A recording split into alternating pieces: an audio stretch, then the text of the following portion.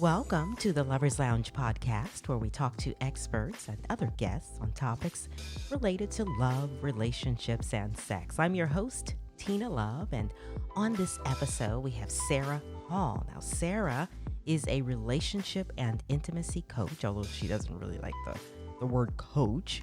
She's a somatic practitioner and therapeutic arts facilitator, and she's an ordained minister licensed to marry people in Ontario, Canada.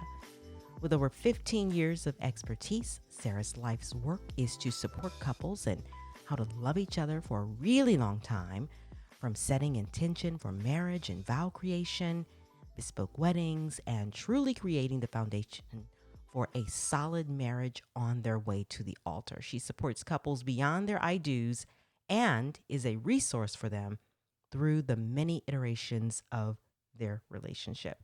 Welcome to the show, Sarah. Hello, thank you for having me. Yes, I'm so very glad to have you, and all the way from Canada. So, yes, hats off to you. Glad that you're on the Lovers Lounge podcast. So happy to be here. Really, thank you so much. Yeah. So, now what led you to this line of work? Over 15 years you've been helping couples. So, tell us all about it.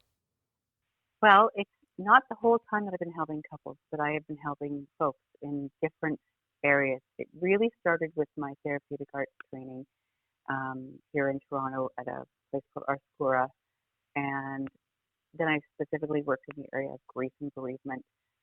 Worked in some hospices, and that led me to working for the Art for Cancer Foundation, where I still do lead workshops for those living with and dying of cancer. Okay. I'm still one of the main facilitators. Um, and then about 5 years ago, one of my dearest friends and her partner, well, they asked me if I would marry them, and so I said sure, having no idea how any of that would work. And I didn't really know about being ordained or getting all of the official documents done. And I didn't really think about it beyond the ceremony. Mm-hmm. And when I went to look at it, they really did have a bunch of hoops to jump through. But little did I know that much of my volunteer work and my work in grief and bereavement and my studying really meant that the process was pretty much a shoe-in for me. So I went through the ordainment process through the Canadian International Metaphysical Ministry, and then I went and made it legal through the province that I live in Ontario, and I performed their ceremony, and it was just a radical act of love. Mm-hmm. And at the ceremony, someone asked me if, hey, I love that ceremony. Would you marry my daughter? I got to introduce you. And then that kind of just blossomed. And so while this whole thing's going on, because as you know, a story doesn't just have one entry point. If you read The Alchemist, it's coming from all of these different areas. While that was going on, I was ending the second long-term relationship in my life, which Oh. was really making it very difficult to stand there up for my friends and be there supporting them and getting married while going through this. Oh my And I don't gosh. mean, oh, poor me, I have to do this. More like I was listening to marriage in a way that I had never heard it. So when I was hearing their vows, Mm-hmm. I heard those vows for the very first time in a way that I'd never understood before. And I didn't have the language for it then that I do now after, well over 100, 200 weddings, right? So what I heard was, oh, this is what it could look like. So that was happening all at the same time. And at the same time, I was also saying yes to training at the Somatica Institute in California in sex, intimacy, and communication, all at the same time. I took their core training, their advanced training, and then training on working with couples. And it never occurred to me that it would all kind of work together. Yeah. It just so it was really quite magical. I mean, just like with my training around grief and mystery, like grief and stuff. It's a Orphan Wisdom School with another teacher, Stephen Jenkinson. Well, you can't go through any of this work without personal transformation. So I'd done all this grief work transformation, and I did sex and intimacy work transformation. And I really thought that I was going to free my sexuality, which I did. I was going to become polyamorous and do all of the things. Mm-hmm. Mm-hmm. And somehow, instead, it solidified my own personal desire around the ideas of monogamy. And then, of course, the couples that I meet for marriage, this is the model that they're wanting to. And it's all come together in this kind of fated big bang of, wow, this is what my life is meant for, and I didn't even know. I don't know if that's answering your question Oh of my what led gosh. me to it. It was It magic. Yes, it's a beautiful answer. My goodness. Look at the way it all unfolded. And I don't know, while you were talking about it, because you're talking about, you know, your relationship ending, and at the Hmm. same time something is beginning, and you're doing this marriage ceremony for this couple, and then while you're doing it, you're listening to those vows, and then you're probably reflecting perhaps on, your situation that's coming to a close, and maybe you're Hmm. learning some things all at the same time. I can just imagine what you might have been going through. So wow, what a story, what a story. So I don't know, when you look back on your marriage, and as you were listening to those vows, um, what what came to you? Did you feel a certain sense of, well, I maybe should have done something differently, or now I'll know what to do moving forward, Yeah. or what were your thoughts? I'm just curious. Well, what I remember, because this is my friend's second wedding, and she and I worked on her vows for almost 6 months. And we were both actually having a conversation saying, do you remember your vows of first marriage? And I don't remember. I don't even remember. I think we picked them from a series that we were given. And she said, well, I said mine, in Hebrew. She converted to Judaism. She's like, I don't even know what they meant. And we're two very intelligent women looking back on these marriages and saying, well, we didn't even know what we were promising. Yeah. So what would happen if we were promising, really promising? And I got to tell you, she made this promise in her vow that I will be by your side no matter what you choose, even if it's something that I don't like. And of course, no sooner did they get married is that he wanted to leave his job as this executive, chef of a catering company to start a corporate canine business where he was going to bring dogs into the hospital. And of course, it tried her every nerve. And Mm-hmm. she kept reading those vows. So, I mean, I did hear what I did hear that day was, wow, if somebody had told me, and it makes me cry. I tell couples this a lot. The reason I do what I do is because somebody didn't tell me. I didn't have somebody to tell me what vows were, Mm-hmm. and didn't have someone to say, don't leave yet. I know you want to leave. Let's just stay put. I was grieving my mom's death, and I just upped and left. And I really didn't have someone to say, you can leave in a year, but we're going to work this out, and give me some tools, and show me that it was time for me to grow up to a new stage of my relationship.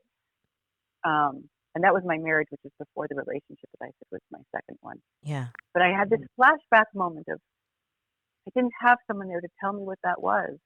And it almost became like a redemption project.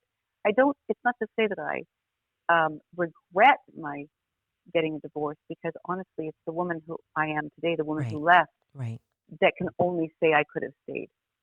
Had I stayed, I would have had an entirely different life with an entirely different set of circumstances. So it's not so much regret as it is recognition, and a bit of like, oh, and it couldn't have gone any other way. Yeah. Wow.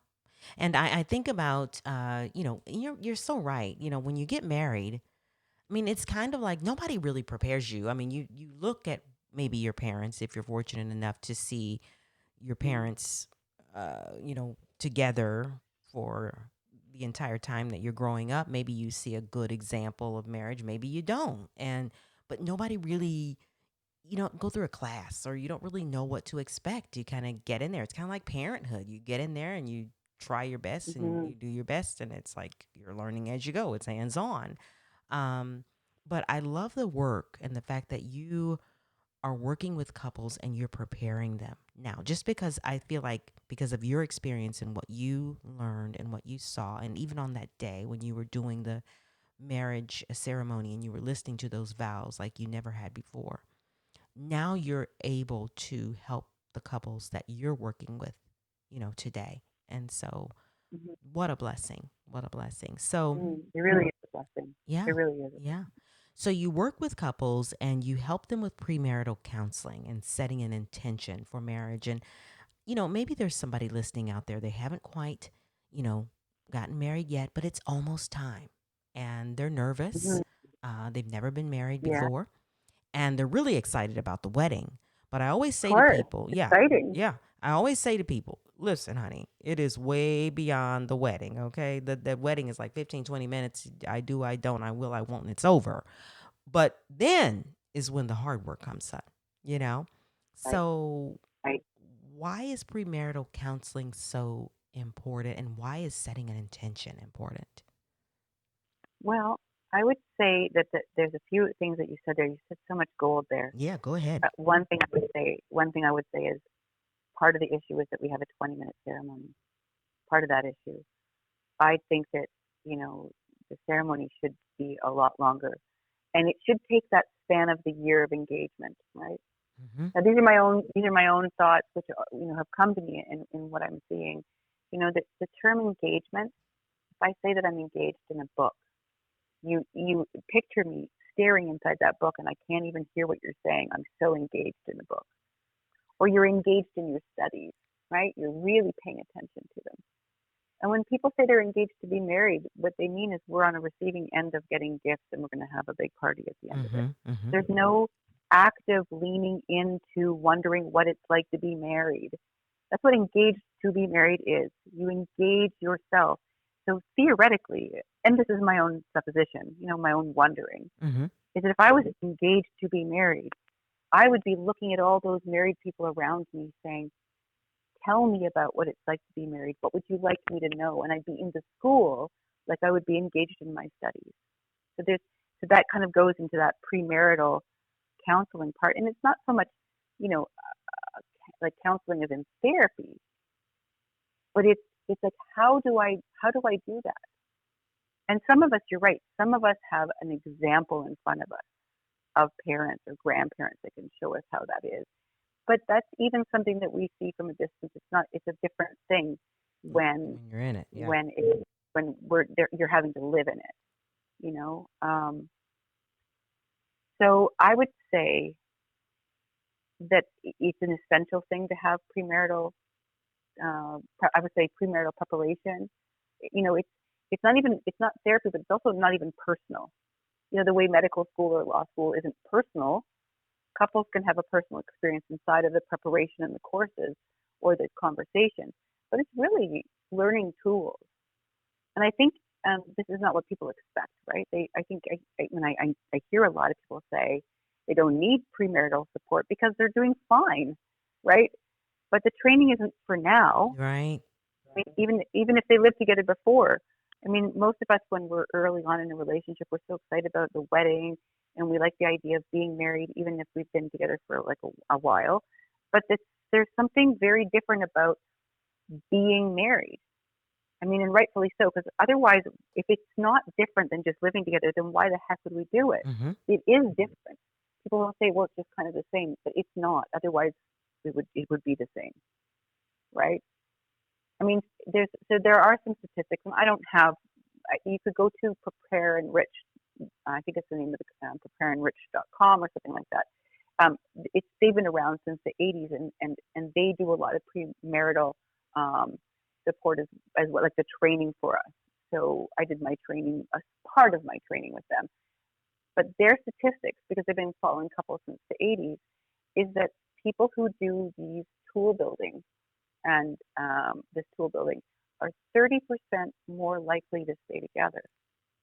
And to me, in Canada, I don't know how much it is where you live, but in this part of in Ontario, where we are near Toronto, it's between $50,000 and $70,000 to get married. Mm-hmm.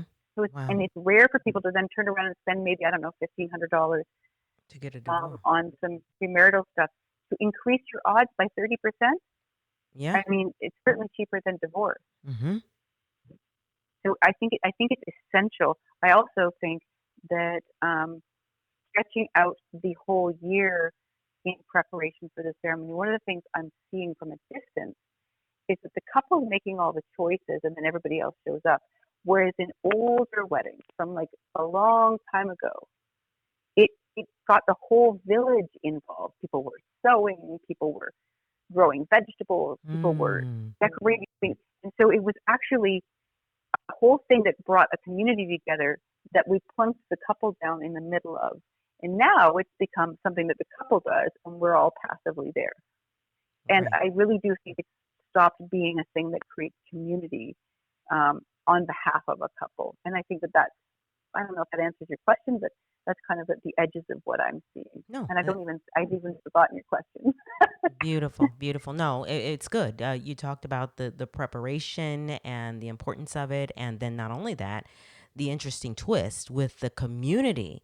The old weddings where Mm, community would get involved, and they're all preparing, rather than this couple deciding on everything. Where we're going to have it, and how many people are going to be there, and what are we going to serve, and blah blah mhm.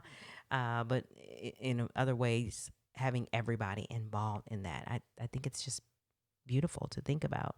But I love what you said though about that about I think you said about being becoming a parent, because it's something yes, that I tell people that a wedding doesn't make you ready to be married any more than being pregnant makes you ready to be a a parent. mom or a dad, right? Yeah. Like it just doesn't.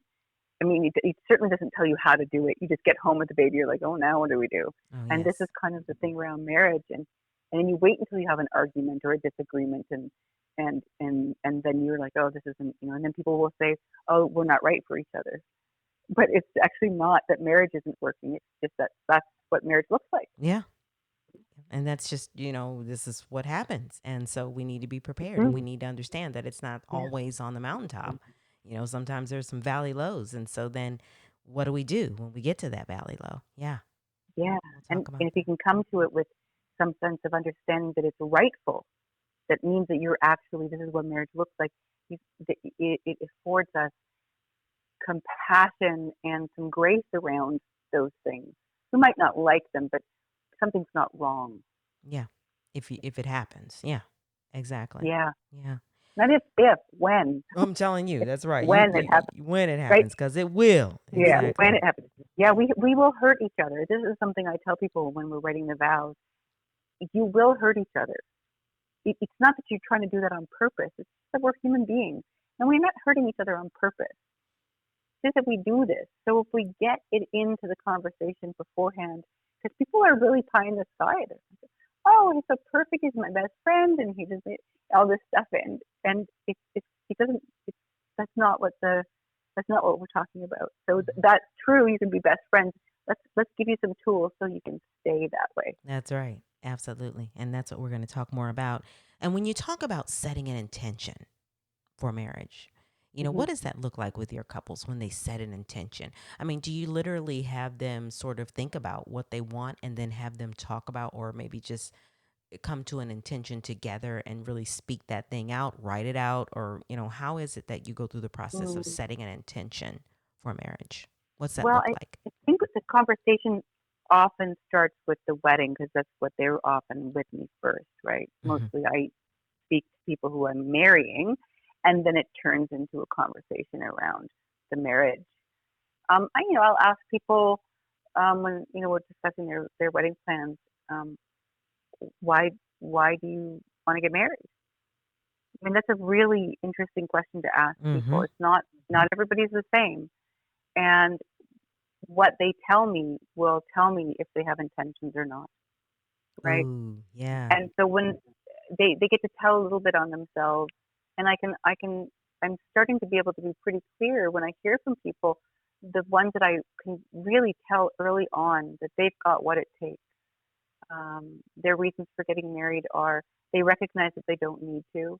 In fact, they weren't even thinking about it, but then they realized that it was a giving back to their families, like a way of bringing their families together and claiming claiming each other, in a public declaration of we're going to be here now. We're going to be from this place now. What I do notice is when people get married, they, even if they're world travelers, they kind of say, okay, we're going to set up camp here. This is our home, and we are going to swing way out.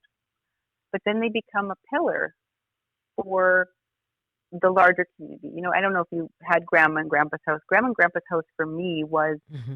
magic. Yeah. And it was always there. It was probably there before I was born, and And thankfully, my uncle still lives there, and the house and the home is still there after they've died. But that place was a place, and it never occurred to me that they were never not together, and that was they were always there, and that whole place was together.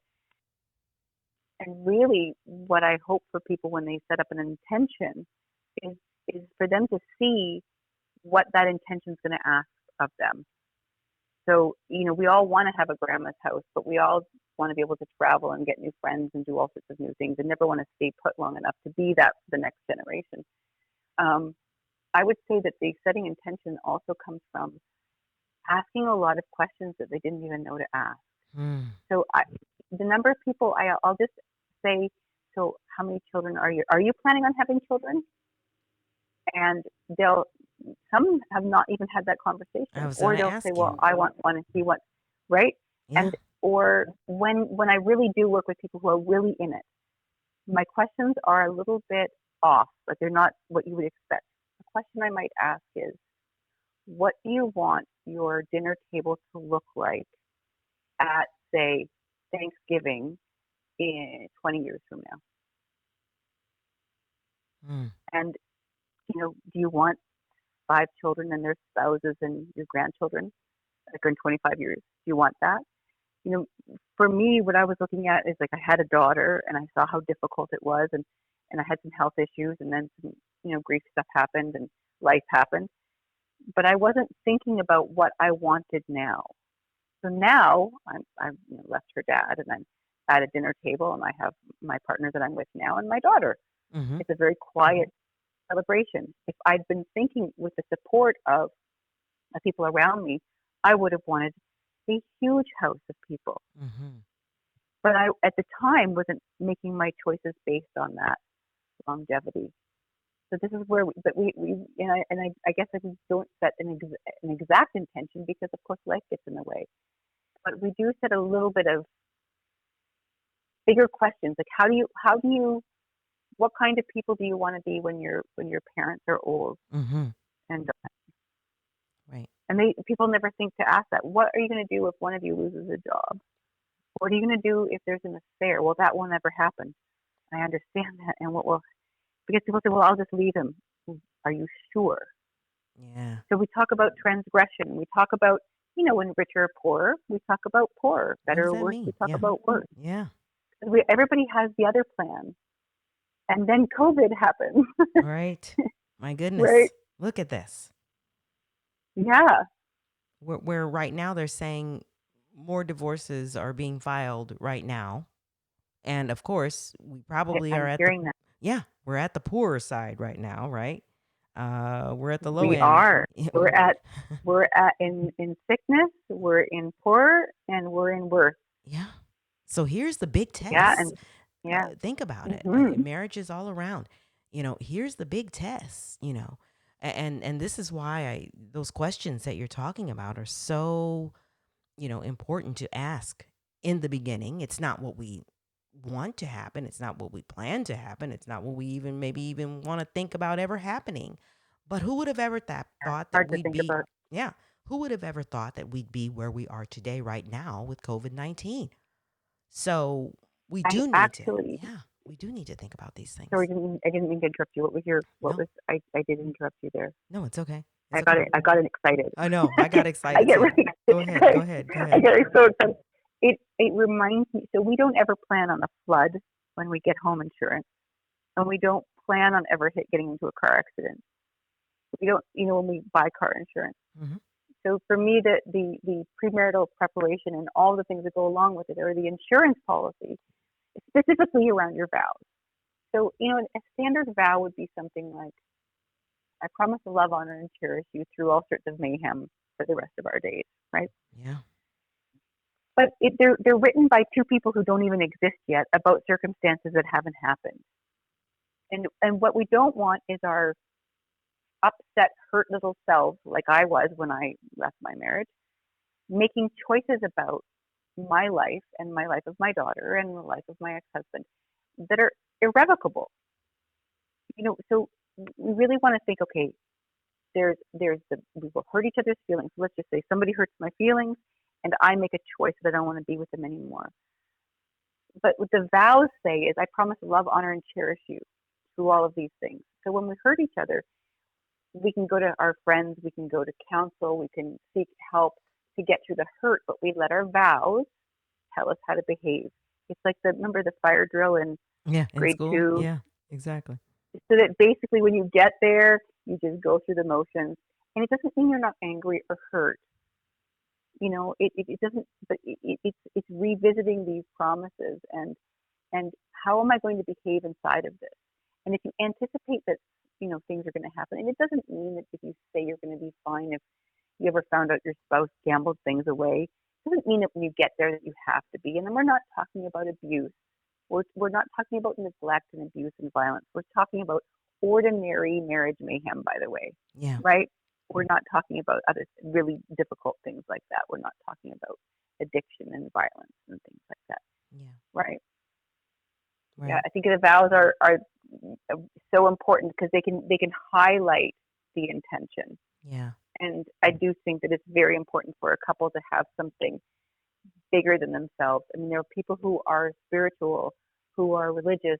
They have a higher power for themselves, and then that becomes the deity. So they don't deify each other because that seems to be an issue. If you deify your spouse, then when they fall, because they're going to fall from grace, because we're human beings. yep.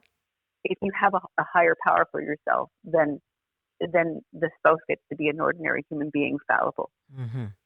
In Yeah, in the world where people don't have that for themselves, having a higher intention means what are the two of us in service of that's bigger than us, so that will make our problems seem ordinary in the face of a bigger problem. I tell couples to have a bigger problem so that their problem seems small. awesome. Wow. So you're in, Yeah. so that's another thing that's very, very important to have that higher power as a couple. You think that's another Well, important ingredient. yeah. I mean, I would say that we have to have other language around it because there are those couples who are self-proclaimed atheists.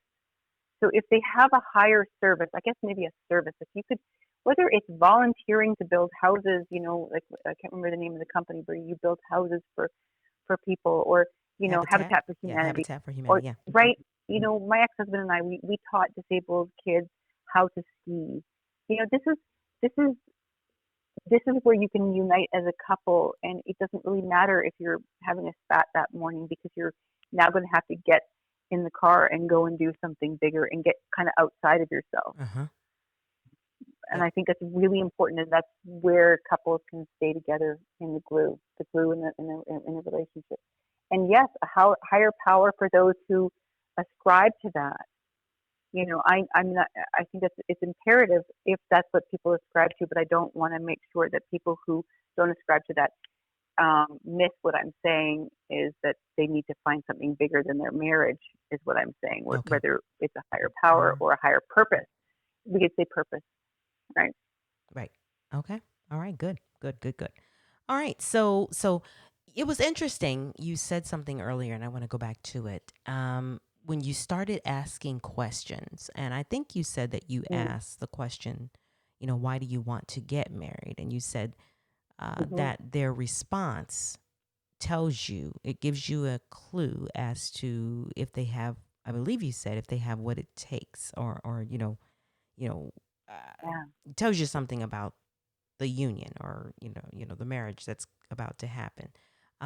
So what are some of those things, those responses that you hear that makes you say, I don't know, this might not be, and so maybe you try to Oh, redirect. So what are some of yeah. those responses, like if you're asking why do you want to get married, what are responses that maybe are not good, it doesn't give you a good feeling, maybe? Well, and it's funny because I have said no to a few couples because I I feel there's some sort of misalignment in me that I and it could, and I don't mean to be at all arrogant or presumptive, but I'm starting to get a sense of, wow, this couple is not going to make it. Yes. And I could be absolutely wrong. They could be married for 50 years, and one of the ones that I think is, not is going to be forever together. But there might be some sort of alignment with the two of us, like the three of us working together. Right. Um, I'll tell you, I met a couple, lovely couple, and they had a 2-year-old baby. Oh, beautiful little girl. And she was milling about while we were meeting, and we were having a cup of tea. This is obviously way before COVID, Hmm. um, and early on in my officiating days.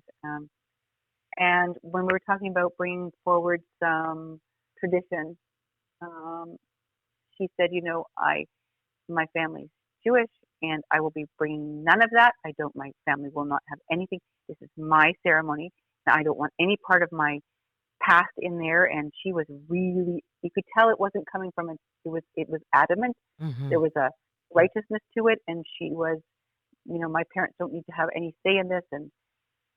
And what I of course I am known to say things. It kind of follows me. Yeah. I'm not always. I'm not a.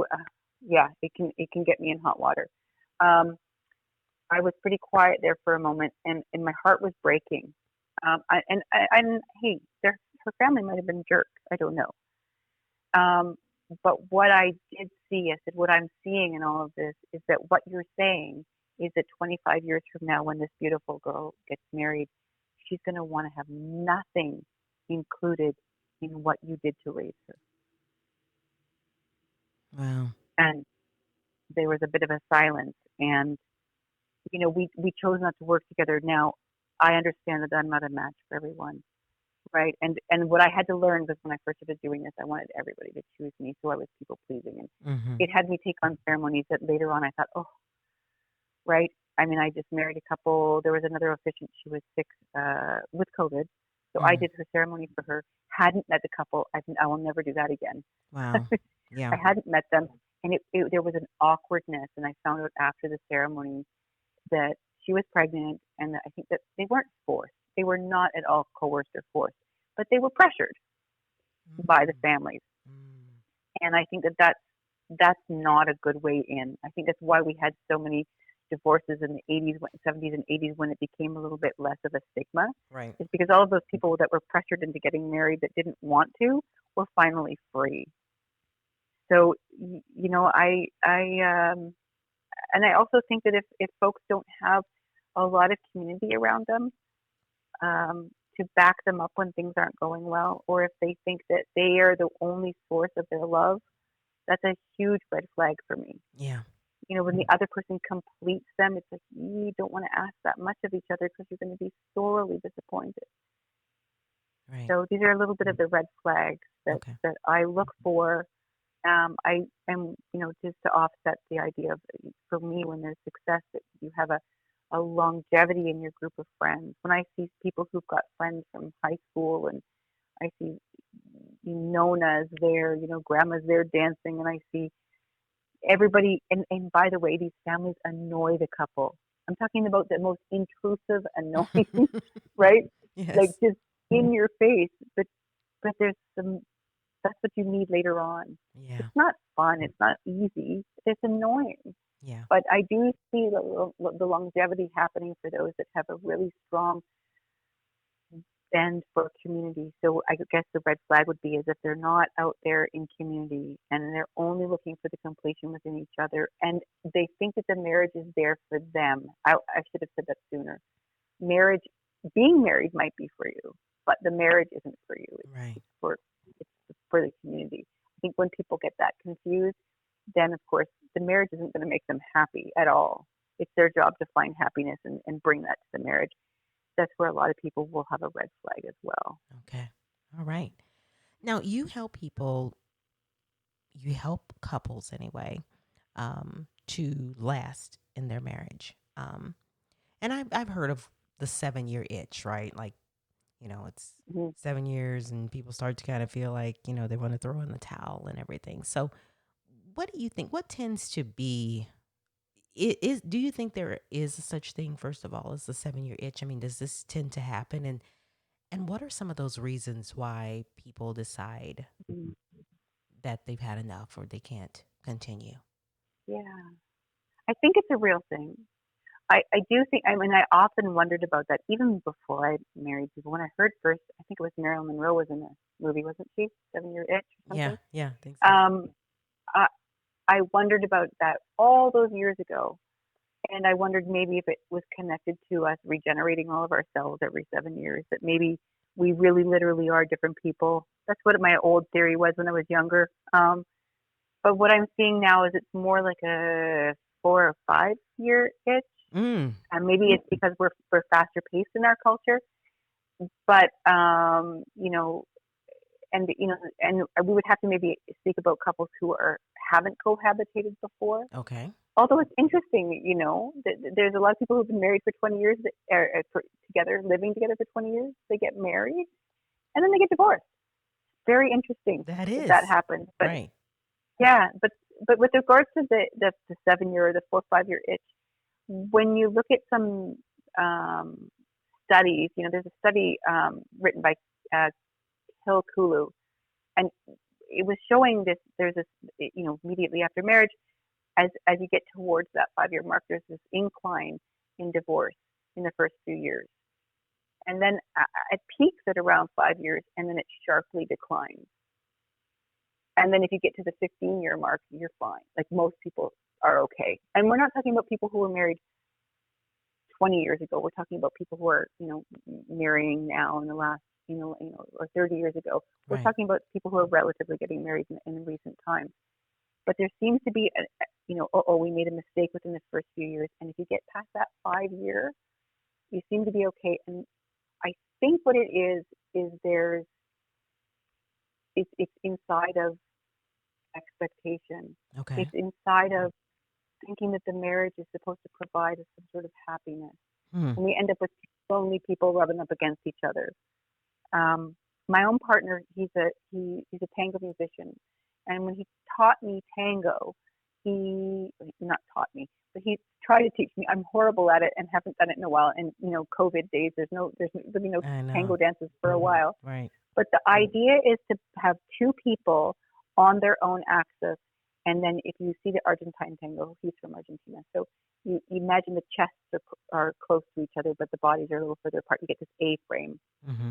And it looks like she's leaning on him, but she can't lean too much or not hardly at all. If you lean too much on your partner, he can't navigate, and he'll step on your feet. Mm. And if you don't give him enough pressure to push, then you'll be tripping over each other. So Wow. there's this idea where you have to match pressure, but you have to be able to be it's an odd thing, standing on your own weight at the same time. So he Wow. calls it being on your own axis. So it looks like he's leading, but these women are incredible dancers of their own right. It takes inordinate skill to dance with somebody and look like you're following, because those women will, when we're talking about a gendered dance, is if they don't love where he's going, they'll throw in a little foot flare, they'll throw in a little fancy, and they can redirect him. All the while, he looks like he's leading. And this happens whether there's a lot of women who take over the lead role in dances. So we have all sorts of configurations. But in the traditional, man-woman configuration, what I learned immensely was you have to have equal weight on each other. You have to be on Mm. your own axis. You have to be able to be a skilled dancer of your own right. And there's this place in it when I've danced this with my partner where if he stops and I have my second foot hovering, I cannot anticipate where he's going to take me. I have to just wait. And I can tell where he's going to go based on which side of his body he shifts his weight to. So there's this incredible paying attention, Mm. and and I have no idea what made me bring this up, but this idea of being on your own axis. And so when we fall into a marriage, we end up falling into our childhood patterns, and we fall into how things were in our family. And if there's Wow. the more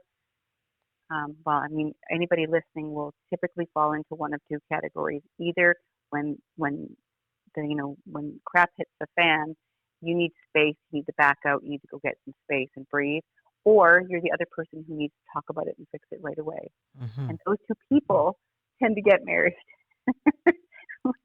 So, in my own relationship, I'm the one that needs to talk about it right away, and Right. my partner needs space. Space. Yeah. This is my third long-term relationship, so you've got to get that this is the same person. I've picked the same person 3 times.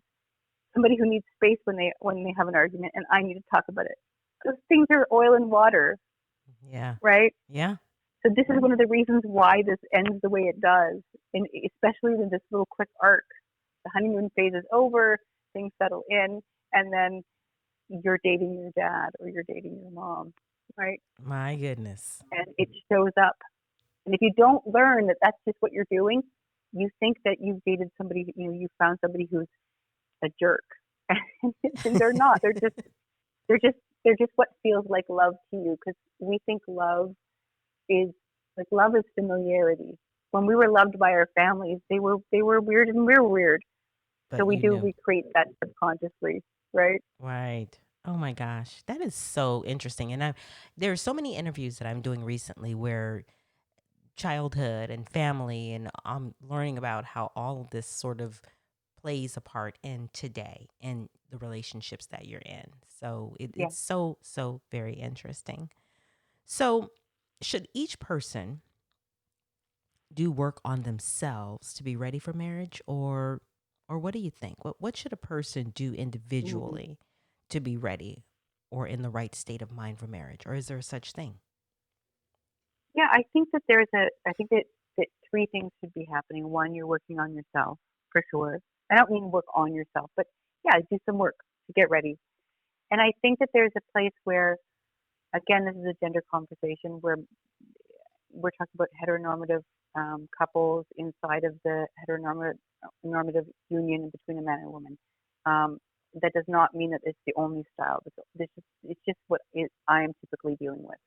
I do marry same gendered folks, but in this conversation, I mean when so yes, work on yourself. Let's just say that the man works on himself, but he also would want to work in in conjunction with other men in his community, and we would have men in an ideal situation. We could have the men gathering, and same with the women. You have women, a woman working on herself and in community, and then there should be a gathering of all of them together. But inside of your question, should a person do work for themselves, and what might they do? Yeah, to I would prepare. say the most important skill is to learn how to be disappointed. Mm, And I don't like it sounds so horrible when I say it. I even hear just get so like, oh, and I don't mean that the relationship, I mean so that they can have a happy marriage. mm, And what I mean is not that their partner is going to disappoint them. I mean, if I'm so let's say we're going to just use a completely different example. Let's say you and I are going to go for lunch, and then you cancel, and I could be mad at you. I could make you wrong. I could even say you disappointed me. It sounds like a mom thing to say. But what I could do is say, oh, I really wanted to have lunch with you and I'm so disappointed. And then just be disappointed, mm-hmm. right? It's something I wish I'd learned in my previous relationship. Okay. Talking with my partner now, he knows I'd love to get married. I never thought I wanted to get remarried. I wanted to get married. And he's like, I don't want to get married. I said, that's okay. I'm just going to practice being disappointed. He said, well, if you're going to be disappointed, then I can't believe I disappointed at you. I said, you didn't disappoint me.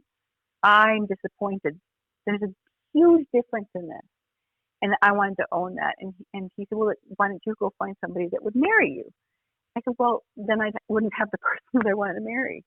But the practice of being disappointed means, this is really cool, he cannot take away my desire to be married. That's mine. Right. So sometimes we'll sit around and we'll talk about the kind of wedding I would want and have, and he indulges me, and then I'm fine, and I'm okay. And then I get a little disappointed and like, oh, I really wish I'd have a second wedding. And this idea of that, then that way, and this went in a crazy way. He said, I'm really disappointed that I don't want to get married. And I said, I know. He said, I'd marry you if you really wanted me to.